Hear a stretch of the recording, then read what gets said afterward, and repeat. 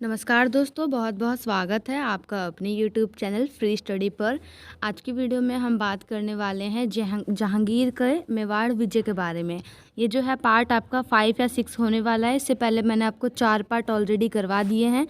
अगर आपने वो वीडियो अभी तक नहीं देखी तो उस वीडियो का लिंक डिस्क्रिप्शन में आपको दिया गया है, वहाँ से जाके आप पहले वो वीडियो देख सकते हैं। और अगर आप हमारे चैनल पे नए हैं तो टेलीग्राम पे हमारा चैनल है फ्री स्टडी के नाम से, उसका भी मैंने लिंक जो है आपको डिस्क्रिप्शन में प्रोवाइड करा दिया है। वहाँ से जाके आप हमारे चैनल पे ज्वाइन हो सकते हैं। वहाँ पे आपको आए दिन daily free of cost notes मिल जाएंगे। तो चलिए स्टार्ट करते हैं अपने वीडियो को। ये जो मेवाड़ विजय है ये आपका बहुत ही ज़्यादा इम्पॉर्टेंट टॉपिक है। जब से मुग़ल काल की स्थापना हुई बाबर के टाइम से, तब से मेवाड़ विजय एक बहुत ही ज़्यादा फेमस मेवाड़ था। मेवाड़ एक जो जगह थी राजस्थान में, बहुत फेमस जगह थी। अब देखिए इसके बारे में थोड़ा सा हम पढ़ लेते हैं। मेवाड़ और मुग़ल के बीच संघर्ष बहुत लंबा चला, परंतु जहांगीर ने पूरी तरह से मेवाड़ को जीता। किसने जीता था? जहांगीर ने। और जहांगीर का मेवाड़ विजय ही हम पढ़ रहे हैं। मेवाड़ जो है वो राजस्थान का एक भाग था। मेवाड़ की राजधानी जो है चित्तौड़ में थी। कहाँ थी? चित्तौड़। यानी चित्तौड़ जो है वो मेवाड़ की राजधानी थी। मेवाड़ के शासक की उपाधि राणा हुआ करती थी। मुगलों के आगमन से पहले मेवाड़ बहुत शक्तिशाली साम्राज्य था। बाबर की सबसे बड़ी चुनौती मेवाड़ थी। यानी बाबर की सबसे बड़ी चुनौती मेवाड़ को जीतना था। और बाबर ने ही मुगल साम्राज्य की स्थापना की थी। 1597 में मेवाड़ के राजा की मृत्यु हो जाती है। कब? 1597 में। और इसी का फ़ायदा उठाने के लिए 1599 में अकबर सलीम को मेवाड़ से युद्ध करने के लिए नियुक्त करता है। अब आप सोचेंगे सलीम कौन है? तो जहांगीर का नाम ही सलीम होता है। जहांगीर का जो निकनेम है उसका नाम क्या है? सलीम। तो अकबर सलीम को नियुक्त करता है 1599 में। किसके लिए? मेवाड़ से युद्ध करने के लिए। राणा प्रताप के बाद राणा अमर सिंह वहाँ का उत्तराधिकारी बनता है। जो मेवाड़ है तो वहाँ पे क्या होता है, 1597 में राणा प्रताप की मृत्यु हो जाती है। और राणा प्रताप के बाद जो इनका बेटा है राणा अमर सिंह, वो वहाँ का उत्तराधिकारी बनता है। कहाँ का? मेवाड़ का। तो अब जो युद्ध होगा वो किसके किसके बीच में होगा? सलीम के और राणा अमर के बीच में। मैं आपको फिर से बता रही हूँ, जो सलीम है उन्हीं का नाम जो है जहांगीर है। तो देखिए 1599 में क्या होता है, सलीम जो है राणा अमर से युद्ध लड़ने के लिए आता है, लेकिन सलीम की हार होती है। सलीम इसमें हार जाता है। फिर 1603 में दोबारा सलीम को नियुक्त किया जाता है राणा अमर सिंह से युद्ध करने के लिए। फिर सेम वही होता है, इस युद्ध में भी सलीम की हार होती है, सलीम हार जाता है।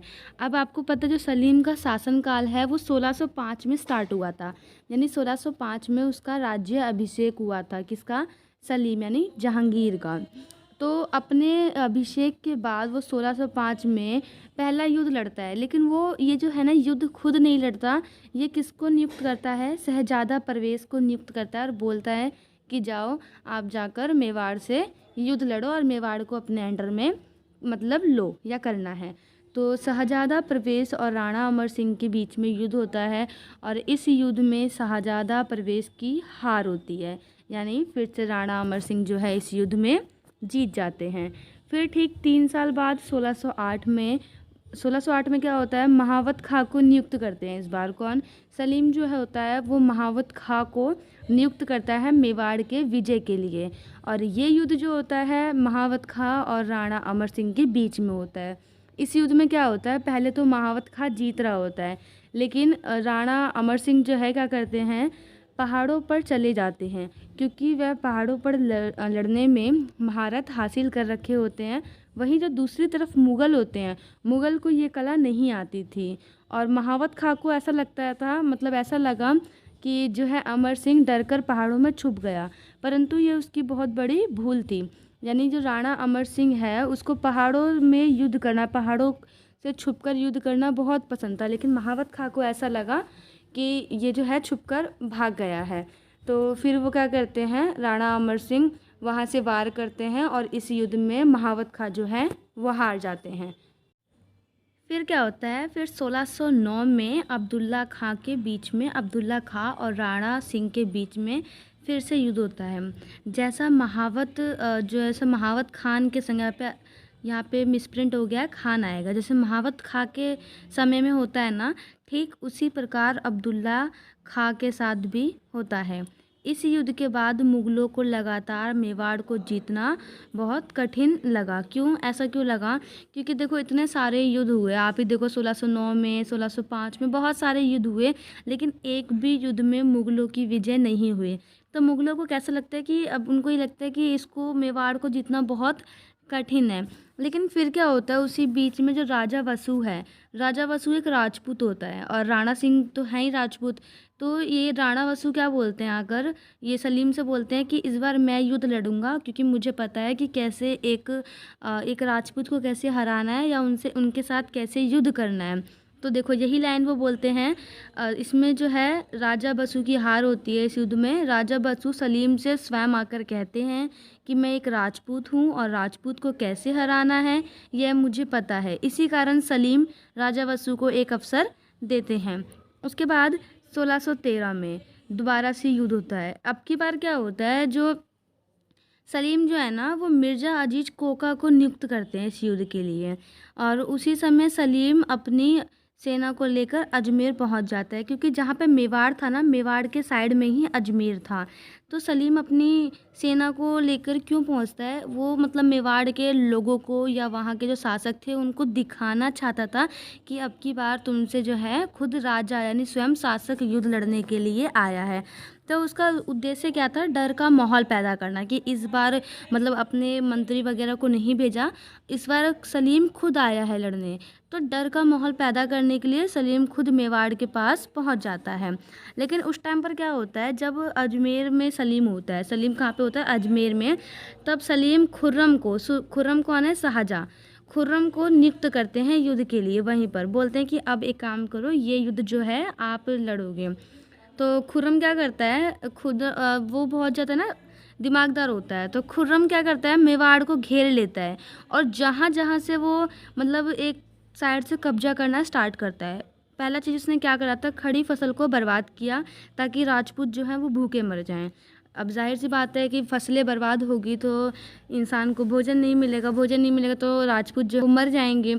तो इस स्थिति में राजपूत पलायन करने लगते हैं और काफ़ी राजपूत जो है वो खाने के लिए यानी खाने हेतु मुग़लों के अधीन हो जाते हैं।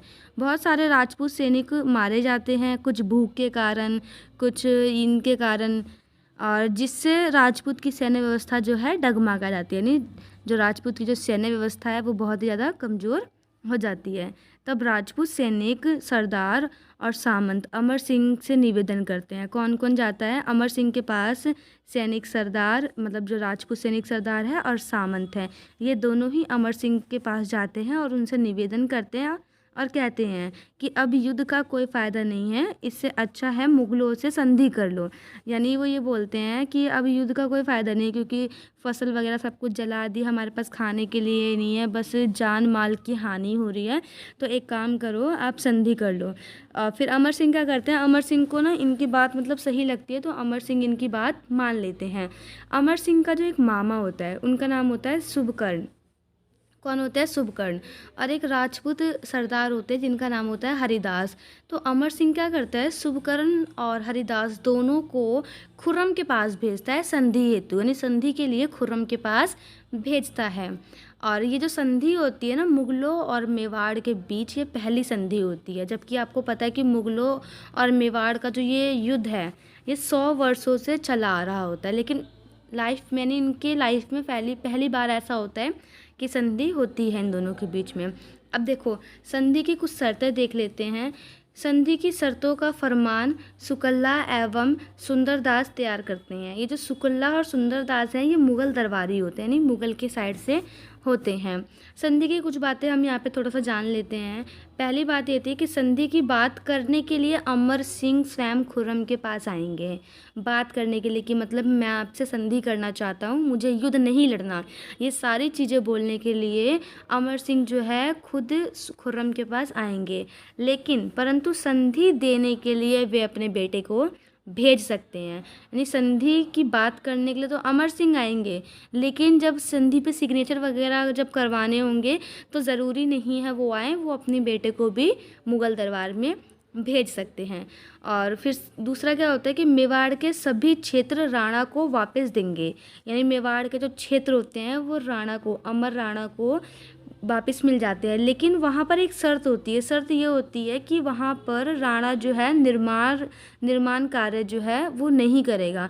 अगर किसी भी चीज़ में टूट फूट हो रही है तो वहाँ की टूट फूट की मरम्मत की जिम्मेदारी किसके हाथ में होगी? मुग़ल के हाथ में होगी, मुग़लों के हाथ में होगी। तो ये संधि की कुछ बात थी। उसके बाद क्या होता है, राणा इस संधि की शर्तों को स्वीकार कर लेते हैं और फिर राणा स्वयं खुर्रम से मिलने के लिए जाते हैं उनके दरबार में। कब जाते हैं? 1615 में। यानी कम से कम 2.5 साल तक ये युद्ध होता है और उनमें आपस में बातचीत होती है। ये नहीं कि आज युद्ध हुआ और आज ही संधि हो गई, नहीं, कम से कम 2.5 साल तक युद्ध चला उन लोगों के बीच में और संधि की बातें वगैरह हुई। तो ये क्या है कि राणा जो है संधि की शर्तों को स्वीकार करके खुर्रम के पास जाते हैं 1615 में। और 1615 में मेवाड़ में दोनों की मुलाकात होती है। कहाँ पर? 1615 में। तथा दोनों एक दूसरे को उपहार देते हैं। जो अब आप देखो, जो अभी तक दुश्मन थे 100 सालों तक, वो आज क्या कर रहे हैं? आपस में एक दूसरे को उपहार दे रहे हैं और खुर्रम राणा का जो है स्वागत बहुत अच्छे से करता है। तो यही था आपका पूरा मेवाड़ का विजय के बारे में। जहांगीर के टाइम का है, लेकिन ये किसके टाइम का है? जहांगीर के टाइम। अगर आपको वीडियो पसंद आई हो तो वीडियो को लाइक, शेयर एंड चैनल को सब्सक्राइब करना ना भूलें। और मैं दोबारा फिर से रिपीट कर रही हूँ, अगर आपको इस चैप्टर के यानी यूनिट जो है आपका 3rd है, यूनिट 3rd के अगर आपको नोट्स चाहिए तो टेलीग्राम पे हमारा चैनल है, वहाँ पे मैं आपको इसके नोट्स जो है प्रोवाइड करवा दूँगी।